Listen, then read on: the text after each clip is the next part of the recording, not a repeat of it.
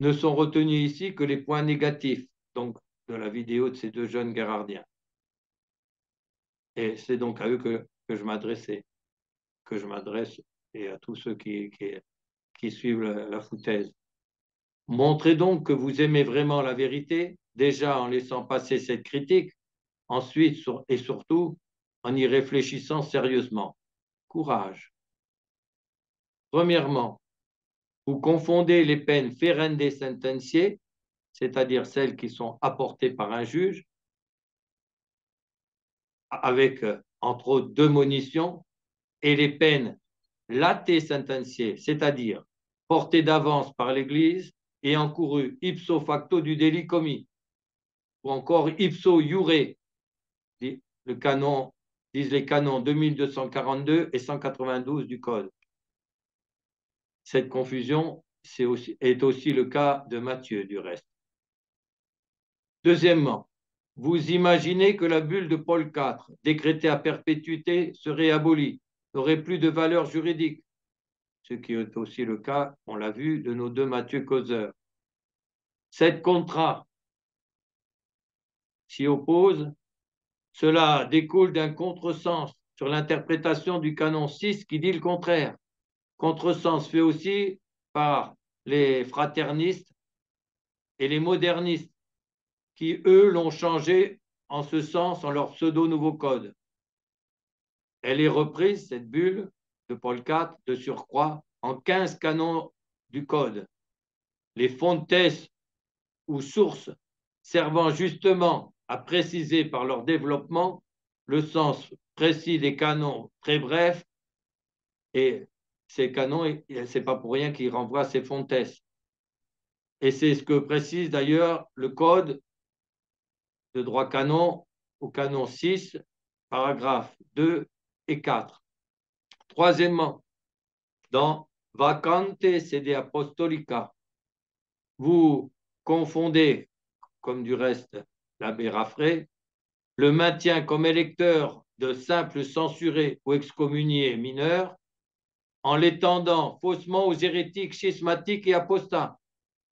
Car si ceux-ci sont aussi excommuniés, ils sont de surcroît acatholici, non catholiques, et donc ni éligibles, ni possibles électeurs, confère le canon 167, paragraphe 1, alinéa 4 du Code, qui renvoie notamment expressément au paragraphe 5 de la bulle de Paul IV. Quatrièmement, l'autorité de l'élection de Martin V au cours du concile de Constance qu'on a évoqué du reste dans la vidéo aussi, vient des dispositions spéciales accordées pour cela au concile de Constance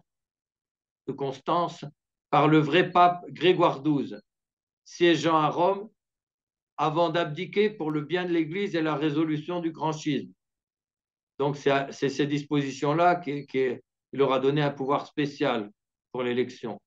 Et ça ne vient pas, comme le prétendent les deux jeunes gardiens, de simples titres colorés des supposés cardinaux, entre guillemets, des deux autres en obédience, lesquels, par ailleurs, tenaient tous publiquement alors la doctrine de l'Église.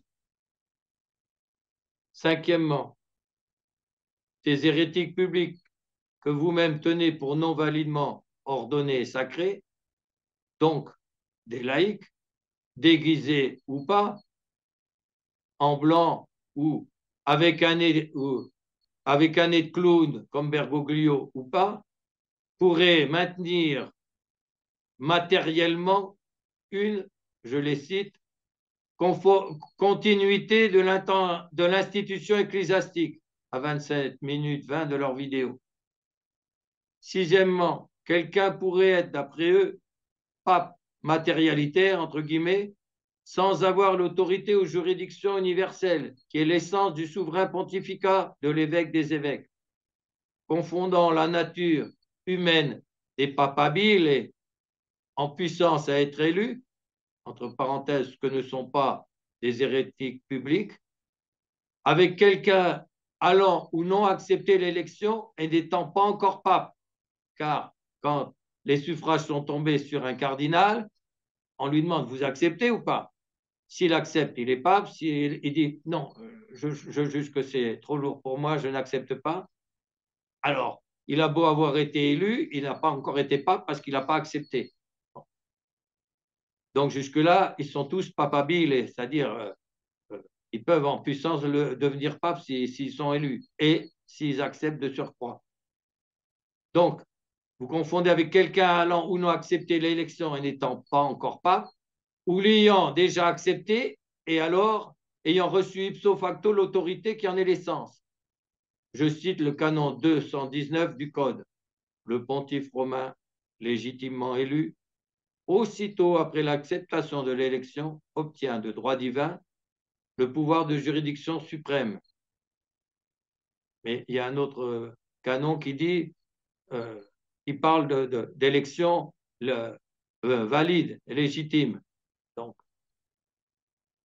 le nier, que quelqu'un élu validement et ayant accepté reçoit immédiatement l'autorité qui est l'essence du pontificat, le nier est une des 3 hérésies déjà expressément condamnées par l'Église, soutenues par le père Guérard, et que j'ai dénoncé depuis très longtemps.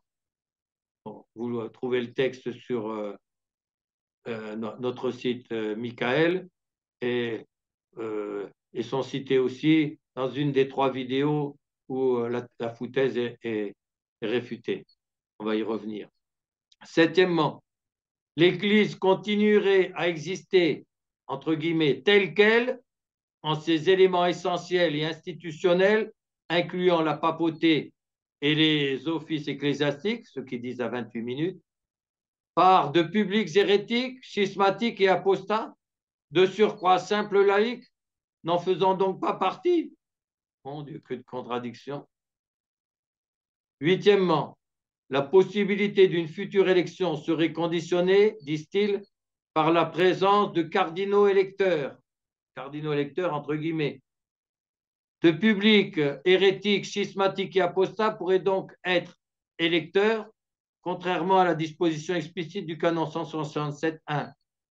Et des cardinaux, entre guillemets, non catholiques seraient quand même des cardinaux qui pourraient être, entre guillemets, validement nommés par quelqu'un qu'ils disent pourtant sans autorité, pas catholique non plus, et donc pas en l'Église. Mon Dieu, mais que de contradictions énormes. Neuvièmement, il pourrait objectivement y avoir un titre coloré, entre guillemets, pour de publics hérétiques, schismatiques et apostats. Dixièmement, ces graves incohérences seraient, d'après eux, la doctrine de l'Église, la vérité. Onzièmement, alors là, il faut le faire aussi, le onzièmement, il y aurait, je les cite, une transmission matérielle de la juridiction, c'est à 45 minutes 55 de leur vidéo, par des gens laïcs n'en ayant pas en acte. Bravo. L'adage du bon sens dit à l'inverse, nemo dat, quod non habet. Personne ne peut donner ce qu'il n'a pas. Douzièmement, et important aussi, vous citez Tuc comme consécrateur respectable en faisant abstraction complète de toutes les sortes de sectaires sacrés entre guillemets ou ordonnés entre guillemets par lui, tant avant qu'après le père Guérard. Est non non. Alors, pour ceux qui veulent se rendre compte du panier de crabe de la lignée Tuc, vous pouvez aller voir la vidéo sur mon canal qui s'appelle AL08, un vrai panier de crabe.